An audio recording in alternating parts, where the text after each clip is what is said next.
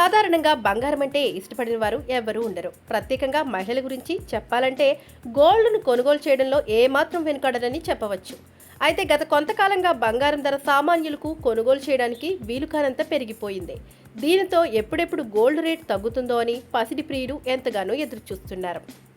ప్రస్తుతం పసిడి కొనుగోలు చేసే వారికి ఇది శుభవార్తనే చెప్పవచ్చు.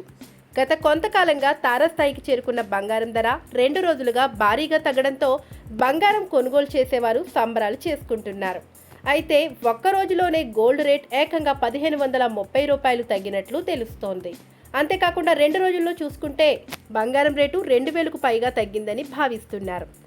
దీనితో బంగారం కొనుగోలు చేసుకునేవారు ఈ సమయంలోనే తీసుకుంటే మంచిదని భావిస్తున్నారు.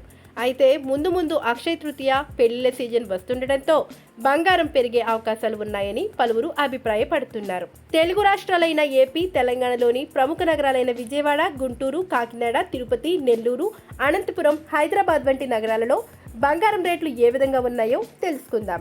అయితే ఈ నగరాలలో 22 క్యారెట్ల గోల్డ్ రేట్ 66,150 రూపాయలకు ఉండగా 24 క్యారెట్ల ధర 72,160 రూపాయలకు వచ్చినట్లు తెలుస్తోంది.